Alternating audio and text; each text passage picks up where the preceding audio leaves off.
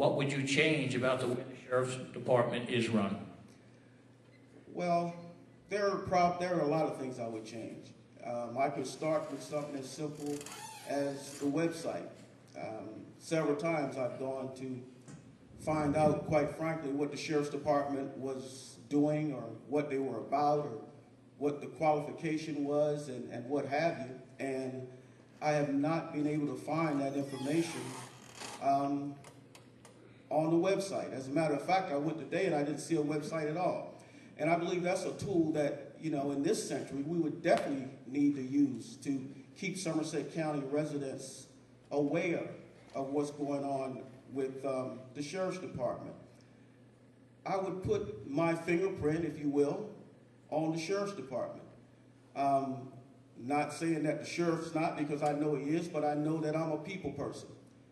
I love dealing with people, and in the past I've had great success in dealing with people. It doesn't matter who you are or what background you come from. As I look across this room, most of the people, 90% of the people in this room know who I am. And 90% of the people in this room would have to say that it's pretty easy to deal with and to talk to Clarence Bell. Yes, I'm a no-nonsense person. I say what I mean and I mean what I say, but at the same time, I recognize that there is always room for flexibility. I would also like to see a Sheriff's Auxiliary in Somerset County. I'd like to see some men and women volunteering to do some of the work that needs to be done at the Sheriff's Office. I would like to see a change in the makeup of the Sheriff's Department. Somerset County is 42% African American. I would like to see the Sheriff's Department at least have 20% African American deputies in the Sheriff's Department. Those are some of the things that I would like to see changed at Somerset County Sheriff's Department. And those are the things that I'll work to change if you elect me Sheriff of Somerset County. Thank you. Mr. Jones, as the incumbent, what accomplishments are you proud of at the Sheriff's Department? I'm proud of the fact that we've gone so far, number of personnel. We've got modern equipment, computers in our cars, cameras, good automobiles, good office to work out of, which we didn't have several years ago. I think probably what I'm most proud of is the people that work for me, or with me. I've got good, dedicated people. They're homegrown people. They live here. They raise their kids here. They do a fantastic job. Probably the lowest paid police officers in this county. But day in and day out, they sometimes, a lot of times, go above and beyond. So I'm proud of what we together have done, not just me, but my staff, the people who work for me, and the people who have supported me in the past. That's the gratifying thing, is to be here this long, elected this many times, and have so many friends and people still come to me and say, hey, you're the man for the job. Thank you. What change would you bring about in the way the Sheriff's Department is run? A couple things that I've learned going door to door and with contact with people in the community. I think a lot of times police departments, and including the Sheriff's Department, lose touch with the community, and we only react to problems when they occur, and then there's a turmoil, there's uprising in the community. I'm going to propose that we have town hall meetings throughout this community during either quarterly or however, to find out what concerns the citizens have. A lot of people I've talked to in Deal Allan say that, we have these problems, but we don't hear anything back from the Sheriff's Department when we call them. So I think that we need a timely response. We need a system set up where we get back to the residents as quickly as we can. I also agree, I think, as Clarence was saying, that we need to recruit minorities in the Sheriff's Department. 42% minority representation in this community in the Sheriff's Department is way behind that. Now, how we propose doing that, I think we need to get involved with the churches in this community. I think we need to get involved in the high schools. I started my police career at 18 years old because I was still in high school, and a recruiter came to me and got me probably young when I stayed out of trouble so I wouldn't get in any trouble, and I became oriented with the police department very early. I think we need to do that now. I think we need to get into the community, get volunteers, start a cadet program, which is very inexpensive. So there's an investment in that career. So when these kids get 19, 20, 21 years old and go into the police academy, they have an investment, and I think that's what their career they want to stay in for the next 20, 25 years. Another thing I would do is increase our participation in task force activities. We are small departments down here in Somerset County. We need to combine our resources and work together. And I think we have a narcotics task force already, but I would also go back to a combined criminal investigation division where we're all sharing the same information, get more involvement with the intelligence center that's set up in Salisbury to get that information more timely than we are getting it now. Also, I think we need to be more open, as Clarence said about the website.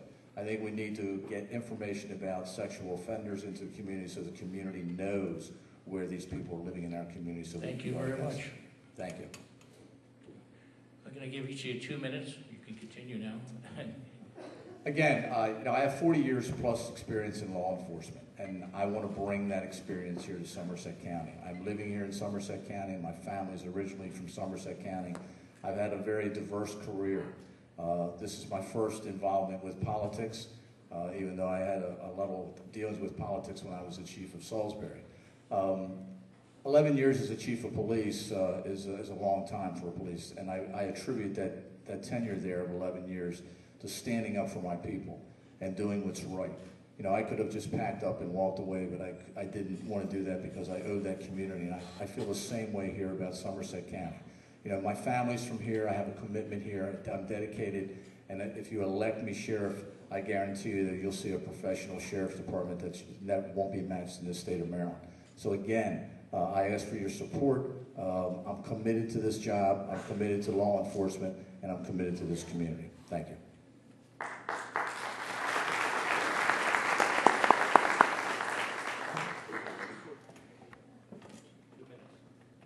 Okay, I'll just briefly go over again where we were, say 20 years ago to where we are now. We've moved forward, we're still moving forward. All the programs that's out here that we could be involved in, should be involved in, takes manpower. We need people to do these things. Our focus has been on training of our deputies, getting grants to benefit the citizens, road patrols, bus patrols, different grants to help the active work in the community. We've got grants to update our equipment. And again, we will go forward what the budget will allow us to go forward. We can only spend what we're allowed to spend by the commissioners. I think we were cut $80,000 last year. We will do the best we can with what we've got. We'll spend your money wisely, and we will continue to do that if I'm elected next 4 years. We'll continue to do that. I can't promise you the world, or I'm going to do this, or I'm going to do that. I can only do what the manpower will let me do and what the budget will allow me to do. It's your money. I'm going to spend it the best way I can and hope I can provide the services that you need to the best of our ability. And that's all I can promise. Thank you.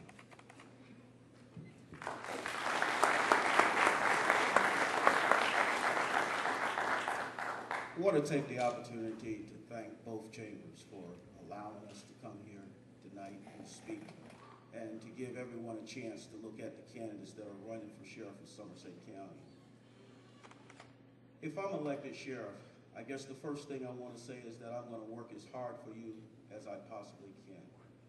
As I look out over the county, I realize, and look at the sheriff's department, I realize that there are some needs and there are some changes. I also realize that we really don't know, except what we see on the surface, what's going on until we get into the seat. And I want you to know that when I get in the seat, I'm going to look at everything that the sheriff's department does. I'm going to look at things, hopefully they're doing that they need to be doing, and I'm going to try to identify some things that they're doing that they don't need to be doing, and especially those things that cost money. And that's where we're going to probably make some cuts.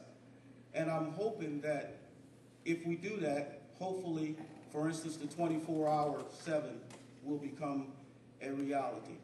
God, excuse me. Excuse me for a second.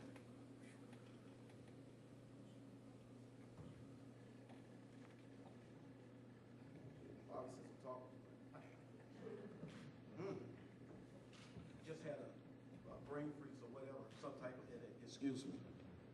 But anyway, I'm going to cut it short, and I'm going to simply say that I've had almost 30 years of law enforcement experience, and most of that time has been set here in Somerset County. If you elect me as sheriff of Somerset County, I promise you that I'll do the best I can to move the Somerset County Sheriff's Department forward. I left Chrisville and went to UMES. We set out, at the second day that I arrived at UMES, I had to put together a 5-year plan. We put that plan together, and we worked that plan over a period of time, and I'd like to think that the University of Maryland Eastern Shore Police Department was much better when I left than it was when I first arrived. Thank you for listening. Thank you very much.